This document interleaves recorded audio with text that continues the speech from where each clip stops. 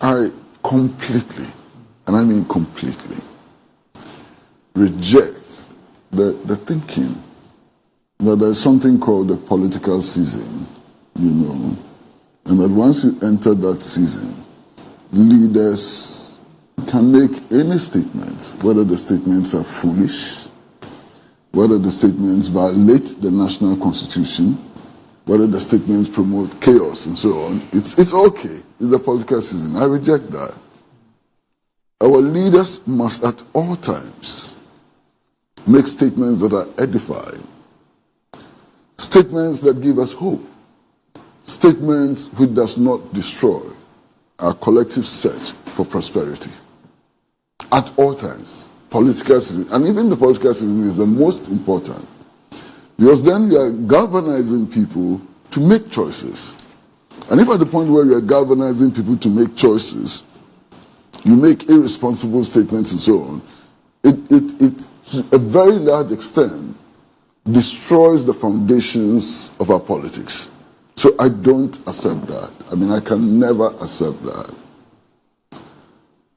Now, we're talking about legacies also here, and yeah, my friends in the New Patriotic Party like to talk about the legacy they are leaving in the educational sector.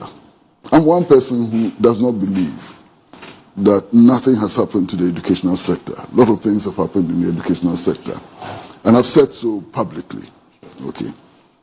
But even what has happened in the educational sector is a build-up on something that you met in power. As I recall, 2007, 2008, the situation with schools, even in the Greater Accra region, was horrible. Especially with the 4-year. Exactly, schools under trees, the shift system, and so on. It took the intervention of the Mills administration to alter that. Now, if you had met that situation, you could not have made the progress that is claimed that has been made in education today. So that legacy is, strictly speaking, not a legacy of the NPP. If the NPP is going to claim that legacy, it has to share it with the Mills administration, which did a lot, first and foremost, to abolish the shift system and to remove so many schools under trees and so on, to introduce innovative ideas, like school uniforms and so on, so many things. Okay. So that's what I say. I mean, you're talking about hospitals. And when I hear them talk about hospitals, it's as if the whole health infrastructure had collapsed. It's not true. Look at the Greater Accra region, the improvements that came, in healthcare delivery, the regional hospital, and many other things, you understand. You look at the bank hospital, you look at so many projects. I'm not going to list all of them. But not on the scale of the Agenda 111. But Agenda 111 is just something that has been initiated. To be honest, as we speak today, Agenda 111 is not contributing anything to a healthcare delivery. That's what I said. As we speak. As we speak, yes, I agree. So in the last long term, in the last 7.5 years, our healthcare system is running on what existed. I agree. Yes. But as part of his legacies, it will form part of his legacy, going into the future. Obviously, they're all at different stages of completion, but assuming they were even finished in 2026, you would have 111 or more new health facilities. That is if we are able to, because the president himself told us that he was going to complete all of that in, was it 18 months? That's why I said, even if it's beyond 2025 and it's 2026, it will still form part of his legacy. So for me, I see that it was a large investment in health that we had not done in a very long time. It's not an investment, it's an idea.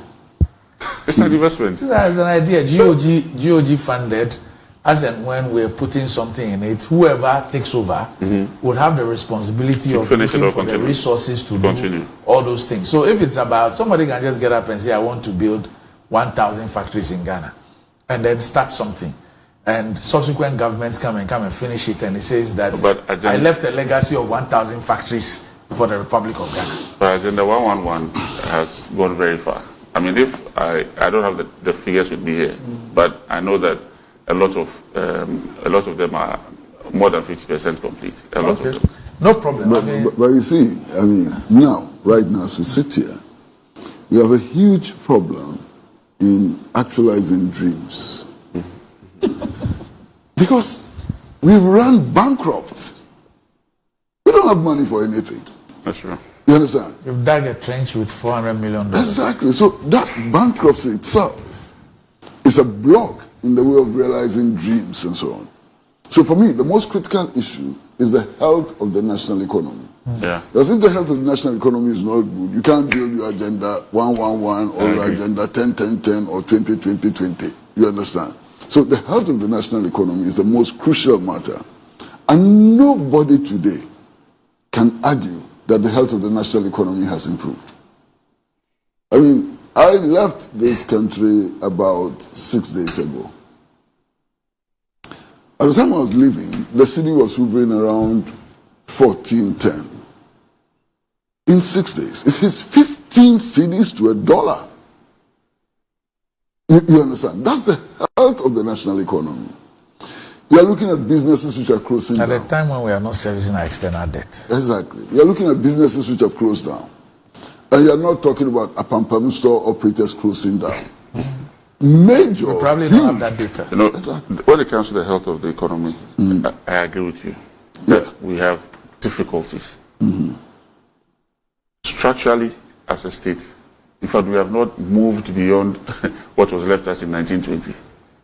If you look at the Asian economy. We tried to move, and we moved substantially. We tried. Except that in 1966, it was a group of anti-Nkrumah elements and politicians came and just decided to behave like bulls in the Chinese South. Just dismantled everything, wrecked we can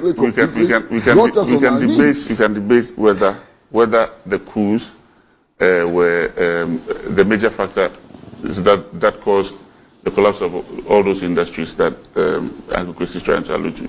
However, some of these industries were already on their knees before the coup came. And all that coup period. So, just take notes. Let's hear Kwesi. Okay. Let's take notes. Well, I wanted him to finish talking because then, already, we are running into problems with definitions and so on. The claim that these industries were distressed, it's not true. Because those elements who overthrew Nkrumah and came to power later and appear to be in power today, we're looking at monetary profit, the accumulation of monetary profit, to make their judgments. But you and I know that social profit is also generated. Sure, with industry. And in many instances, the generation of social profit conflicts with the generation of monetary profit. It conflicts in many instances. So we need to ask the fundamental question, what were those industries when it comes to determining who takes over from him? That is the preserve of the people of Ghana. So when he comes and makes statements like, I will not hand over to so and so and so and so on, it's not just offensive, but it amounts to instigating an insurrection. Clear instigation of insurrection. You understand? What if the people of Ghana disagree with the president? And he's only one out of 32 million people. So if the people of Ghana disagree with him and vote for His Excellency John Dramani Mahama, who is he to say I'm going to hand over, I'm not going to hand over? It does not lie in his mouth. He's only expressing his wish that he wants to hand over to his running. That's not an expression of wish. When you say that I will not hand over to so and so, it's not an expression of wish.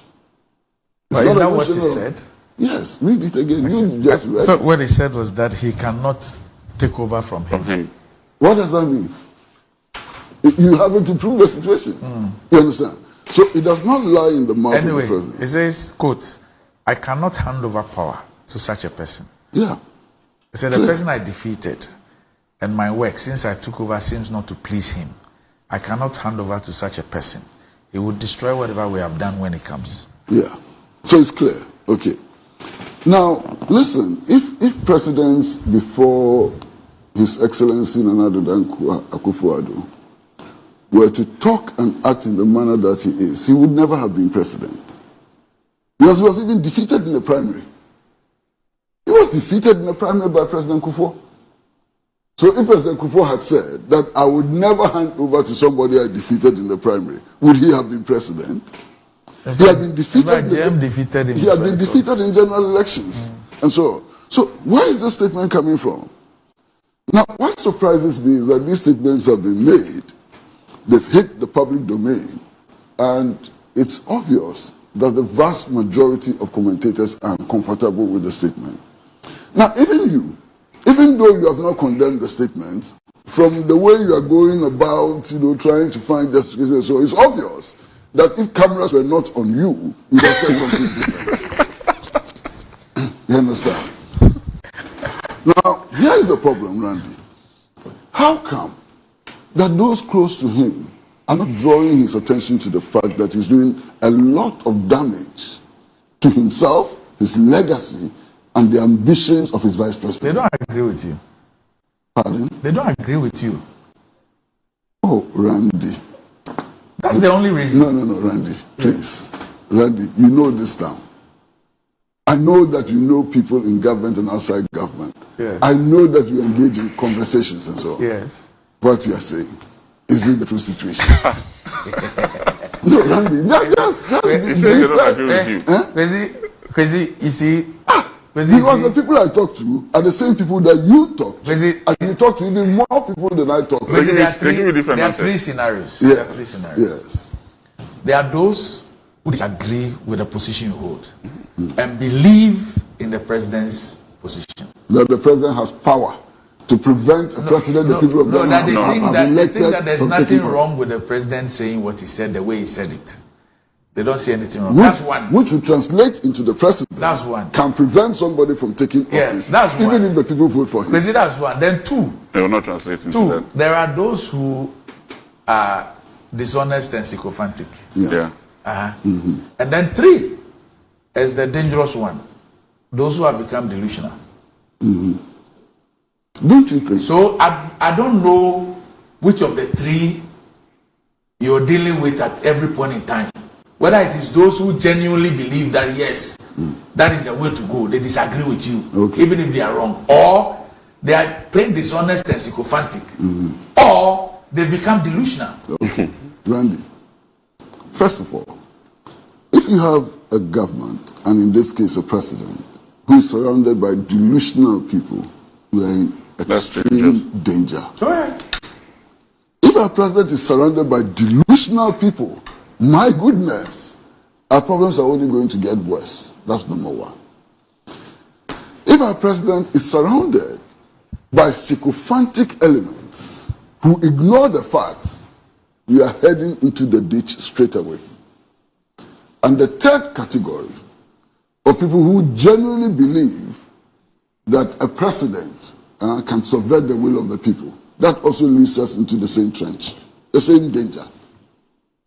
And I'll be surprised if President Nana Addo Dankwa Akuffo Addo, His Excellency, given his years of experience and practice in politics, from the days when he was a member of the Convention People's Party to today when he has repudiated his past and so on. You understand? If these are the three categories of people around him, my goodness, I don't know what to say. Okay, because you're I don't know what to say. I guess both of you speak far better, or understand tree far better than I do. Okay. That's why I fact that my mother is Fanti. My Fanti is not good.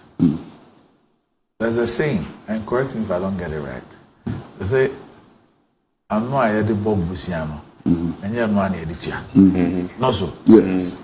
I know that proverb. Okay. I know that proverb very well. Okay. But that proverb is problematic.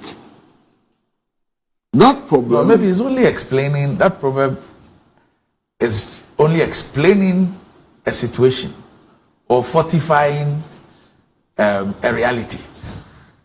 Yeah, but I don't think that we should be throwing about proverbs which explain or fortify dishonesty. Yeah. Because that problem really is describing situations of dishonesty. Yeah. Exactly. And there are many other problems. That you go begging With a different tongue. Yeah. You go Yeah. and you're begging, you are pleading and all that. Yeah. And then after you've had it, you now begin to wear an emperor's robe and act like an emperor who surveys all and speak in that manner. Exactly. Yeah. I hope you understand. Yeah, but that's the problem. Yes. And there are many other proverbs which are problematic. For example, this proverb which says that if you are looking for power, you can sell your mother to get the power. And that after you've got the power, you can accumulate enough to go and take back your mother. To go and take back your mother. That's a big, useless proverb. It's a proverb that does not drive the national development effort. It's a problem that does not, promote values which can move us forward and so on. So I reject those proverbs completely. There's even a more horrifying one. I'm sure you would understand. Bronyani John. Yes, I understand. Bronyani John. It's like and I said this. Yes. And I cringe. You understand? Yeah. So a lot of these proverbs, some of them really are not proverbs we should be repeating in the public space because they don't help us in any way. But I think the president needs to be reminded, perhaps in the strongest possible terms, that the subversion of the will of the people comes down to a subversion of the national constitution. Yeah, as consequence. And the penalty for that is not something that I want to repeat on air. The penalty for subverting the constitution, for subverting the will of the people, is something that I cannot say, but everybody knows what it is. It's the severest punishment you can get in the world. The most severe punishment you can get in the world is for subverting the will of the people. In any case, subverting the will of the people is possible only if the people allow you to subvert their will. If the people of this country decide that nobody will be allowed to subvert their will, nobody can subvert their will. And I think the politicians should be very careful. My advice to His Excellency the President is that I think he should go easy. And he's made this statement 3 times. I've heard him make this statement 3 times. They're dangerous statements. These are not statements expected from a democratic ruler. These are not statements expected from somebody with the slightest, familiarity with law. And I'm choosing my words so very carefully.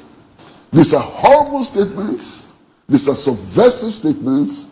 And in any case, these are not statements that anybody can live up to in Ghana today. The president himself was part of the Kwesi Pratt demonstration. He knows the power of the people. You understand? He was part of the Kwesi Pratt demonstration. He knows the power of the people. Indeed, in 1979 or thereabout, he joined Kobna Gbelegbedema, Edubu Ahene, Johnny Hansen and others to organize the People's Movement for Freedom and Justice. And he knew the consequences. It was as a result of that mobilization that June 4th eventually emerged. And the consequences of June 4th, all of us lived with it. So I would plead with the president, in his own interest, not in my interest, in his own interest, to stop making such statements. Such obviously, clearly subversive statements are not in his interest, they are not in the national interest, and they cannot be in the interest of the New Patriotic Party. And especially they will not promote the fortunes of Dr. Mahmoud Bawumia. If I were Dr. Mahmoud Bawumia, I would walk to his office and say, please, you are harming me. Stop making these statements. You understand? Okay,